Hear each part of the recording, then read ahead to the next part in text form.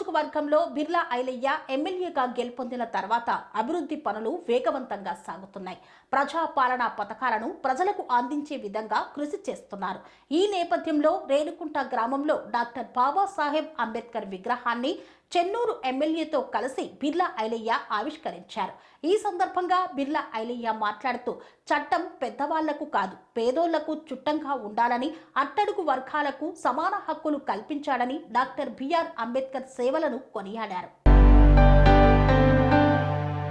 యాదాద్రి భువనగిరి జిల్లా రాజపేట మండలం రేణుకుంట గ్రామంలో పలు అభివృద్ధి పనులకు శంకుస్థాపన చేసి డాక్టర్ బాబాసాహెబ్ అంబేద్కర్ విగ్రహాన్ని తెలంగాణ రాష్ట్ర ప్రభుత్వ whip Aleru MLA Birla Ailaiah, Chennur MLA Vivek వెంకటస్వామితో కలిసి ఆవిష్కరించారు.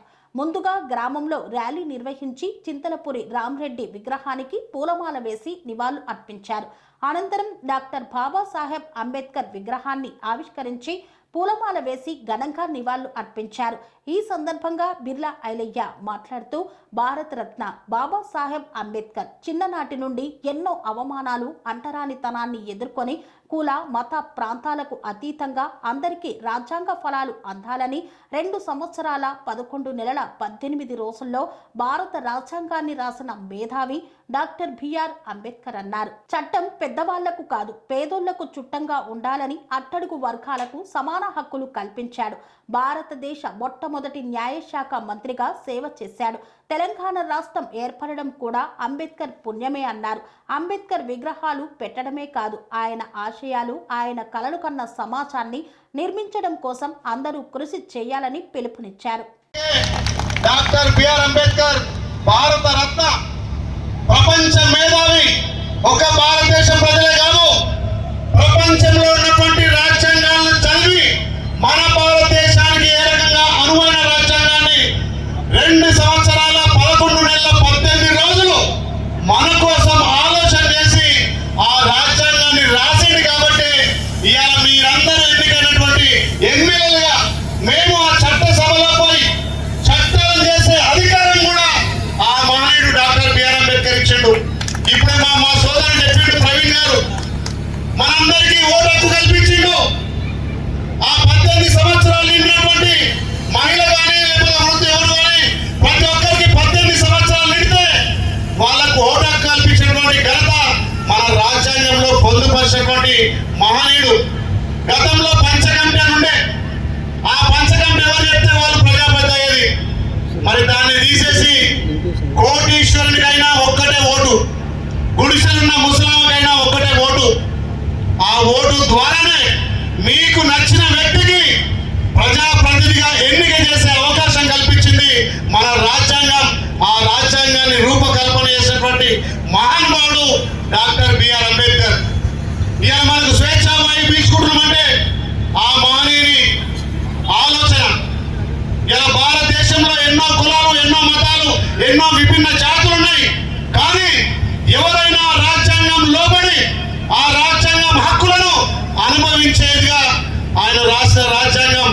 మీరందరూ చూసి ఇక్కడ నుండి 75-80 సంవత్సరాల పెద్ద మనుషులు గతంలో గ్రామాలలో మనం పోయేటప్పుడు చెప్పులు నెత్తిలో పెట్టుకొని పోయేది. పోయేదా నా చిన్నతనంలో నడుచుకుంటూ పోవాలంటే అప్పుడున్నటువంటి దొరలను చూసి భయపడేది. మరి అలాంటి కాలం పోయి ఇలా అందరం ఒకదాన కూర్చొని అందరం ఒకటే పల్లె, పేదటి బిడ్డ కానీ దళిత బిడ్డ కానీ గిరిజన బిడ్డ కానీ బ్రాహ్మణ్స్ అయినా ఒకటే పల్లె చదివే అవకాశం ఆ రాజ్యాంగం కల్పించింది. అలాంటి రాజ్యాంగాన్ని రాసిన ఘనత మన డాక్టర్ బిఆర్ అంబేద్కర్ది. ఆయన రాజ్యాంగం రాసింది కాబట్టి ఈ స్వేచ్ఛ వాయువులు ఉన్నాయి కాబట్టి ఈ రకంగా మనం మాట్లాడగలుగుతున్నాం. ఈ రోజు ప్రపంచంలోకి వెళ్ళిన పెద్ద ప్రజాస్వామ్యం భారతదేశానికి ఇలా రాజ్యాంగాన్ని అందించినటువంటి మహనీయుడు. ఆయన స్ఫూర్తితోటి రాబోయే తరాలు కూడా ప్రతి ఒక్కరం చదువుకోవాలి. చదువు ద్వారానే ఇలా విజ్ఞానం ద్వారానే రాష్ట్రంలో కానీ దేశంలో కానీ తలెత్తుగా తిరిగే అవకాశం కలగాలంటే మన పిల్లలను చదువుపియాలి. చదివే మార్గం. ఆ రోజు డాక్టర్ బిఆర్ అంబేద్కర్ ఎన్నో కష్టాలు పడ్డాడు. ఒక దళిత బిడ్డ అని చెప్పి పక్కన పెట్టి చదవలేకపోతే వాడి బయట కూర్చొని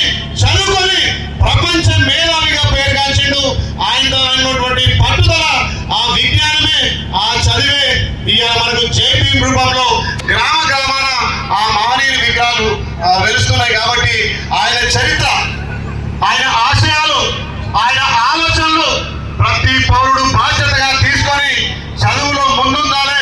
ప్రతి పిల్లవాడిని చదువుపియాలి.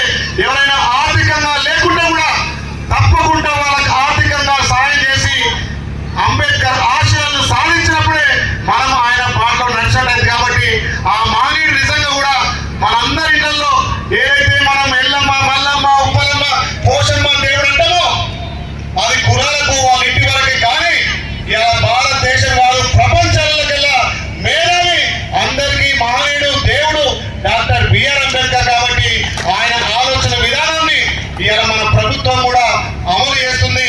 మన ప్రజాపాలన కూడా అన్నిటినీ గౌరవించి మన గౌరవ ముఖ్యమంత్రి కూడా రేవంత్ రెడ్డి గారి నాయకత్వాన ప్రజాపాలనలో ఇలా భారతదేశంలో తెలంగాణ రోడ్ మోడల్ గా అన్ని కులాలకు దామాష ప్రకారం ఎవరుంటుంటే మాట రావాలని చెప్పి భారతదేశానికి తెలంగాణ రోడ్ మోడల్ గా ఇలా కులగణన చేసి మన దామాష ప్రకారం కులాలకు కూడా రిజర్వేషన్ రావాలి, సామాజికంగా, ఆర్థికంగా, విద్యాపరంగా, ఉపాధి పరంగా చెప్పి ఇలా మన ప్రభుత్వం కూడా డాక్టర్ బిఆర్ అంబేద్కర్ ఆశయాలను నెరవేర్చడంలో ముందుంది.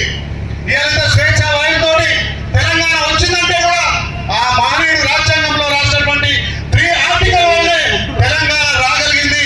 ఆ వచ్చిన తెలంగాణలో మనం ఇలా ప్రజాపాలన చేసుకోవాలంటే ఆ దేవుని ఆలోచన ఆయన ఆచరణ చేసినటువంటి ఆ రోజు ఆర్టికల్ జోడించింది కాబట్టి తెలంగాణను సిద్ధించుకోగలం. మరి అలాంటి మానవుని జయంతి వర్ధంతే కాదు, ప్రతి పౌరుడు ఆయన ఆలోచనను, ఆయన విధానాన్ని, ఆయన చూపిన బాటను ఎంచుకొని ముందుకు పోవాల్సిన అవసరం ఉందని తెలియజేస్తూ నిజంగా ఈ రేణిగుంట పోరాటాల గడ్డ చాలా మంది చెప్పారు. రజాకారులకు ఎదురొట్టి రజాకారులను పాల్గొన్న చరిత్ర కాబట్టి మంచి ఉద్యమ గడ్డ. అలాంటి గడ్డలో మన మహనీయుని విగ్రహ ఆవిష్కరణకు మేము రావడం అదృష్టంగా భావిస్తూ, పెద్దలు మా అన్న వివేకన్న రావడం చాలా అదృష్టంగా భావిస్తూ, ఆయన వివేకన్న గారు నిజంగా కూడా మాకు అన్ని విధాల ఆలోచన పరంగా కానీ అసెంబ్లీలో ఉంటే కూడా మార్గదర్శకాలు ఇచ్చుకుంటూ ఈ రకంగా ముందుకు పోవాలి తమ్ముడు, ఈ రకంగా మన ప్రజలలో కలిసి ప్రజా సంక్షేమం కోసం పనిచేయాలని చెప్పి మా పెద్ద అన్నగా అసెంబ్లీలో దిశానిర్దేశం చేశారు. కాబట్టి ఆయన మా ఆలయ నియోజకవర్గానికి వచ్చినందుకు ఆలయ నియోజక ప్రజల తరఫున, ఈ రేణిగుంట ప్రజల తరఫున కూడా 2 చేతులు జోడించి మీ కుటుంబం అంటే త్యాగాల కుటుంబం. నిజంగా ఒక దళిత బిడ్డ అయినా గుణం గొప్పది. వేల మందికి ఉపాధి కల్పించి హైదరాబాద్ నడిబొడ్డులో గుడిసెలు లేపిస్తే అలా ఇంటి పేరే గుడిసెల వెంకటస్వామి.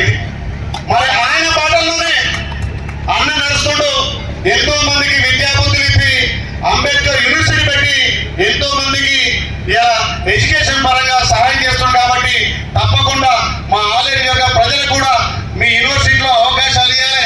మా ప్రాంతం వెనుకబడ్డ ప్రాంతం కాబట్టి మీ యూనివర్సిటీలో మా ఆలయ ప్రజలకు అవకాశం ఇవ్వాల్సిందిగా కోరుకుంటూ పెద్దలను మాట్లాడుతున్నారు.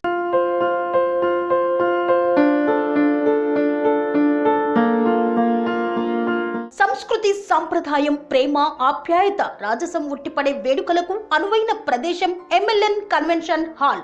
కని విని ఎరుగని రీతిలో జరిగే మీ ఇంటి కళ్యాణ వైభోగానికి అందమైన కళ్యాణ వేదిక MLN convention hall.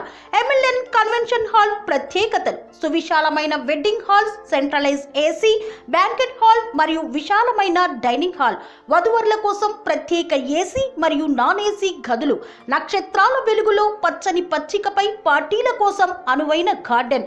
MLN convention లో సీసీటీవీ పర్యవేక్షణతో పూర్తి భద్రత, 2000 వాహనాలు పార్కు చేసేందుకు సువిశాల పార్కింగ్ సౌకర్యం.